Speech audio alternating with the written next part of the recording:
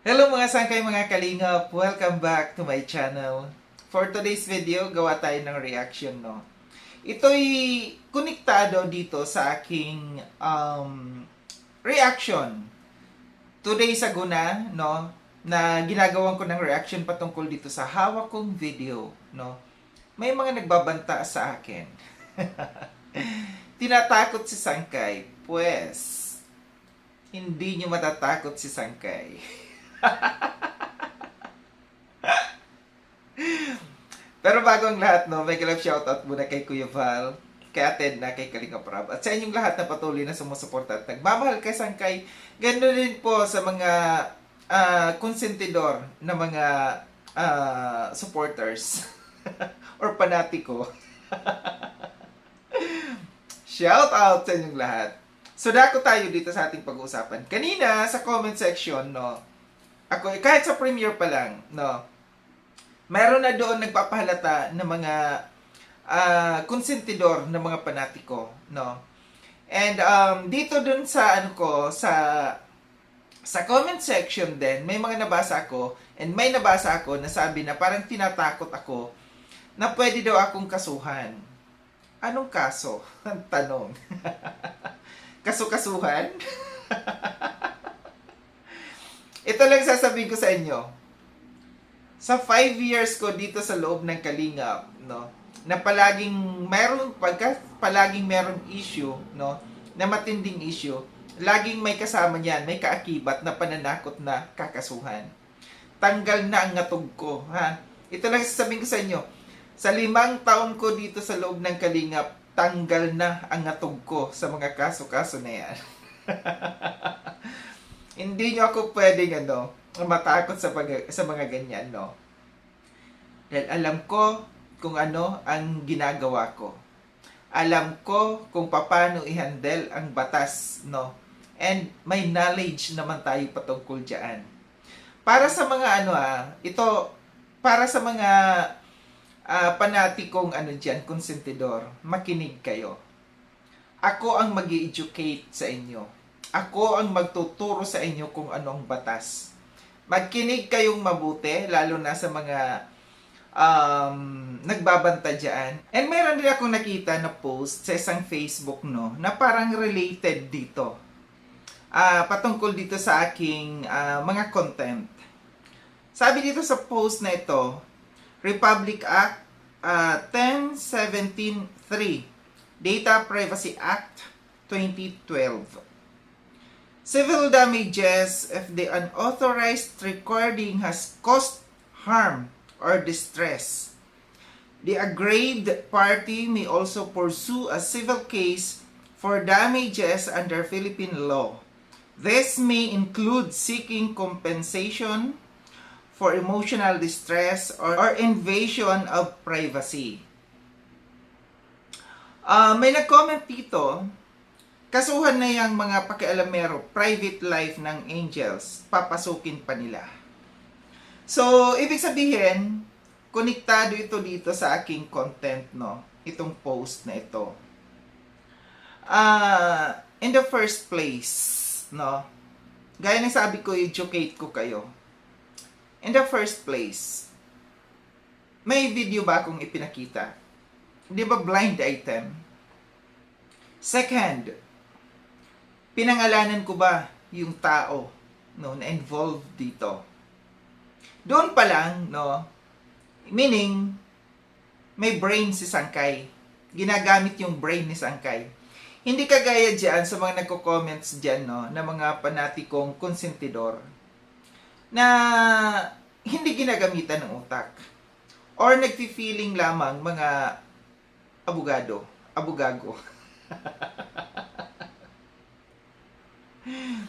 May babasahin ako sa inyo para maliwanagan kayo. Ito'y sa sitwasyon ko. Sa isang tao na may hawak na ebidensya, no, na video na hindi naman pinangalanan, isang reactor, isang vlogger, no, na hindi pinangalanan, hindi pinakitang video, no. Ito yung sitwasyon ko dito. nakalagay dito, ayon sa Data Privacy Act 2012, kaugnay ito dito sa kanina sa post ha, na binasa ko kanina. Kasi yung kanina sinasabi, yung binasa, yung ano doon ha, based and doon dito sa 2012 na ano ito, sa data privacy. Sa mga impormasyon na nasa public domain, ay hindi saklaw ng batas na ito. Kaya't kung ang reactor na vlogger ay hindi naglalapag ng mga impormasyon sa pribado o sensitibo at hindi direktang pinangalanan ang mga taong kasangkot, ay malamang na walang nilalabag na batas. Intendes? Pakinggan yung mabuti ha, intindihin yung mabuti. Dito pa lang sa umpisa, no, doon sa Data Privacy Act 2012, yung ipinost kanina, ito yung sagot din sa iyo. Na ulitin ko ha, na ang mga impormasyon na nasa public domain ay hindi saklaw ng batas na ito. Kaya't kung ang reactor na vlogger ay hindi naglalapag ng mga impormasyon na pribado o sensitibo at hindi direktang pinangalanan ang mga taong sangkot, ay malamang na walang nilalabag na batas. And tandaan po ninyo, saan galing yung video na yon? Nakapublic yan. Sa Mayday yan. So anong pwedeng ikaso sa isang tao, no, na may dinampot na video na naka-public naman, naka-Mayday naman? Anong kasong pwedeng isampa sa mga sinasabi ng iba diyan, no? Basahin pa natin.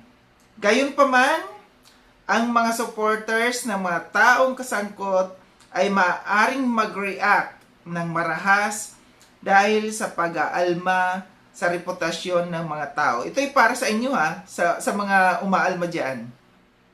Ang reactor na vlogger ay dapat na maging handa sa mga ganitong reaction at siguraduhin na ang mga sinasalita niya ay may basihan at hindi nakakalait o nakakapahiya sa taong sangkot.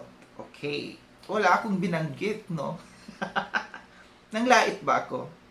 Di ba nag-advise lang ako? Di ba? Anong sabi ko sa mga videos ko? Nag-advise ako. Ito'y isang awareness sa mga Kalingap Angels na para hindi sila pamarisan. So, makinig mabuti ha sa mga ano dyan, sa mga nag-abu-gago dyan. Sa ganitong sitwasyon, ang reactor na vlogger ay dapat na, ito yung mga sumusunod, maging maingat sa mga sinasalita niya, hindi direktang pinangalanan ang mga taong sangkot, magbigay ng mga impormasyon na may basihan at hindi nakakalait ng nakakapahiya. Maging handa sa mga reaction ng mga supporters ng mga taong sangkot. O, diba? Ito nga yung ginagawa ko.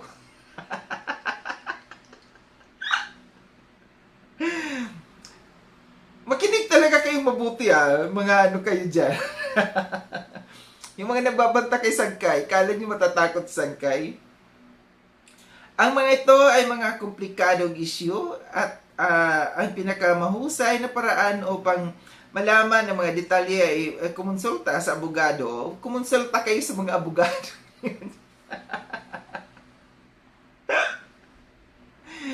Ulitin ko yung sinasabi ko sa inyo, sa 5 years ko dito, alam ko ang ginagawa ko.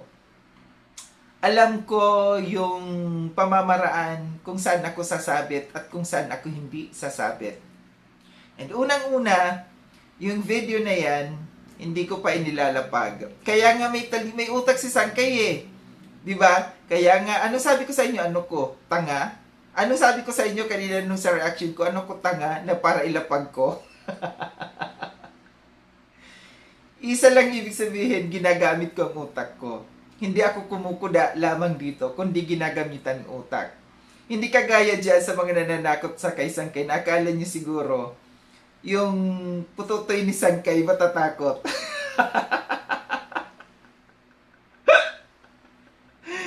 Huwag niyo ako daanin sa mga padakot-dakot, no? Walang pwedeng magtakot kay Sangkay, no? Multo lang. Pero kung multo kayo, malamang matakot si Sangkay. Ito naman, para sa mga ano, no? Ito naman, may isa pa akong babasahin sa inyo. Makinig talaga kayo mabuti. Ang sitwasyon na ito ay napakadelikado at nakaka-alarma. Ang reactor ay umani ng pagbabanta at panlalait sa isang uri ng cyber harassment ayon sa batas sa Pilipinas. Ang cyber harassment ay isang krimen na may parusang kulong at multa. Ito'y para sa mga nagko-comment dyan. Ito'y para sa inyo. Makinig kayo. Baka kayo ang matakot dito. Ito yung mga nagko-comment dyan, lalo na yung mga gagamit ng mga totoong mga accounting nyo, at baka matrace kayo ng sangitan. Ito ang mga laban ng reactor para ipagtanggol ang sarili niya sa usaping batas ay, ito yung sumusunod. I-save ang lahat ng mga screenshots ng mga comments at posts na naglalaman ng pagbabanta at panlalait. Ito ay maging ebidensya sa kaso. Number 2, i-block ang mga taong nagpo-post ng mga pagbabanta at panlalait at i-report sila sa mga platform ng social media. Number 3, mag-file ng complaint. Mag-file ng complaint sa National Cybercrime Reporting and Coordination Center, sa Philippine National Police Cybercrime Unit. Number 4, kumonsulta sa abogado. Kumonsulta sa abogado na may karanasan sa cyber law para sa mga payo at tulong. So ito 'yon, no, mga sangkay, mga kalingap, na napakinggan ninyo, no, yung aking binasa at intindihin niyo mabuti, no. Na ang isang reactor, pagka ang isang reactor marunong, matalino, hindi yan basta-basta na maglalapag ng kung ano-ano kaagad yan. Kasi alam namin kung saan hahantong yung mga bagay-bagay dito sa social media, no, na may mga karampatang kaso na pwede nating labagin, no, kung tayo ay basta-basta at hindi tayo magiging maingat. Kaya nga yung video na yan, no, unang-una, yung video na yan hindi ko ipinapakita sa inyo. Kasi alam ko kung saan ako dapat lumugar. And wala akong pinapakalanan Kalingap Angels dito kung sino man ito. Kasi alam ko ang mangyayari. Pangatlo, yung video na yan, naka-My Day yan. Nasa Facebook yan and in-upload yan. No? Dapat alamin ninyo, bago kayo magbanta sa kay Sangkay, bago nyo takutin si Sangkay, siguraduhin ninyong matatakot ako ng bonggang-bongga.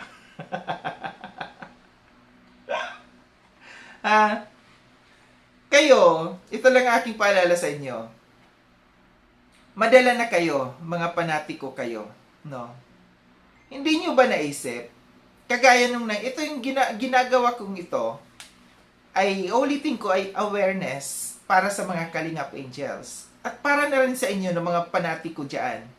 Naalala nyo yung mga beneficiaries ni Edu, kung ano ang nangyari sa mga beneficiaries ni Edu. Like doon sa isang taon na pala na hindi pumapasok, no, sa school, na patuloy na binibigyan ng suporta ng sponsors at binibigyan din ni Edu, no, na wala silang kalam-alam na ito hindi na pala pumapasok sa school. Ito isang pagpapaalala sa mga Kalingap Angels kagaya nito na nakita natin, no, na nag-e-enjoy nandoon sa bar, no. Ito isang paalala. Paalala din sa mga sponsors na baka mangyari yung naranasan na nangyari dito sa kay Edu, no?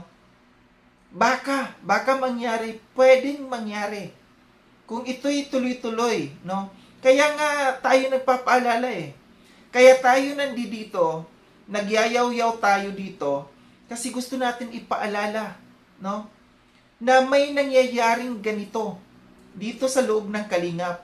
Example na ito, yung doon sa kay Edu, yung beneficiary niya. Kaya hanggat sa maaari, atin paliwanagan, atin kausapin, atin ipaalala, kasi ito yung way natin, no? Sasabihin niyo, bakit niyo kinausap, hindi niyo muna kinausap si ganito, ganyan.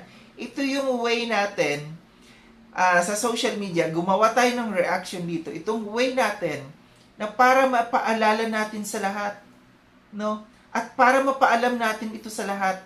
Ito hindi para siraan yung isang Kalingap Angels, kundi ito isang paalala sa Kalingap Angels, sa sponsors, sa viewers, sa mga panatiko, na madala kayo sa mga nangyayari noong mga nakaraan. Hindi ito pagkukundina, hindi ito pagbabatiko sa Kalingap Angels, kundi ito isang paalala. Kaya kayong mga panatiko kayo dyan, no? Gampanan ninyo ang yung ano ninyo, yung pagiging isang panatiko, yung pagiging isang supporters, no? Ano ba ang dapat ninyong gawin? Pangaralan, paalalahanan, huwag itolerate ang inyong hinahangaan. Kung kayo man ay may mga GCs, kung kayo ay nare-reach out ninyo itong inyong hinahangaan, payuhan ninyo. Huwag ninyong itolerate. Ito lang yung ano ko dito, huwag ninyong itolerate ang ginagawa. At huwag ninyo ako takot-takutin dahil never akong matatakot sa inyo. Dahil alam ko kung anong ginagawa ko. Alam ko ang batas. Hindi man ako nakapag-aral ng law, pero may knowledge ako patungkol dyan. Sa edad kong ito, alam ko na ang ginagawa ko at alam ko ang batas. Alam ko rin ang karapatan ko. Kaya wag niyo akong takot-takutin, no? Dahil si Sangkay hindi natatakot sa mga tao, no, na alam kong wala rin naman knowledge. Hindi rin naman alam ang batas, no? Na alam ko nandiyan dyan kumukuda lamang. Kaya nila nagagawa ito dahil sa sobrang pagiging panatiko sa kanilang iniidolo, no? Na nabubulagan na sila. Nabubulag na sila sa pagiging panatiko, na hindi na nila nakikita yung mali na ginagawa. Na ang nakikita na lamang nila yung kagandahan, no? Yung kagandahan, yung paghanga na lamang nila, yun na lang ang nakafocus sa kanila. Hindi na nila iniisip, ops, may mali na pala. Ops, mabaho palang utot nitong iniidolo ko. Hindi nila yun na realize na itong iniidolo nilang to, mabaho palang utot. Di ba? Maging open-minded kayo. Tandaan po ninyo, ulitin ko, marami na ang nangyari dito sa Kalingap na ang nagiging talo, kayong mga panatiko kayo. Alam nyo kung sino-sino yon. Hindi ko na kinakailan isa-isahin pa, no? Na pagdadating ng araw, para kayong mga nabubuhusan ng malamig na tubig. Doon lang kayo nagigising. Pagkatapos nun, pag nag-absorb na yung malamig na tubig sa inyo, balik ulit. Balik ulit sa dati. No? Balik ulit na nakafocus. Alam niyo yung parang mga kabayo na may tabing dito sa mata para hindi makita yung mga nandito sa mga gilid-gilid, sa mga side. Ganun kayo. Nakafocus lang kayo dyan. Lahat ng magaganda sa inyong iniidolo, yun lang ang nakikita ninyo. Hindi ninyo nakikita yung mali na ginagawa na ng iniidolo ninyo. Sana matauhan kayo, no? Matauhan kayo ng mga panatiko dyan. Muli maraming salamat mga sangkay na sa panonood. Sa mga hindi pa nakapag-subscribe kay Sangkay Lounge, subscribe niyo na po ako. Click yung notification bell para updated kayo sa lahat ng mga videos na aking gagawin. Like and share itong video na ito mga sangkay. Kita-kits tayo ulit sa susunod na video na aking gagawin.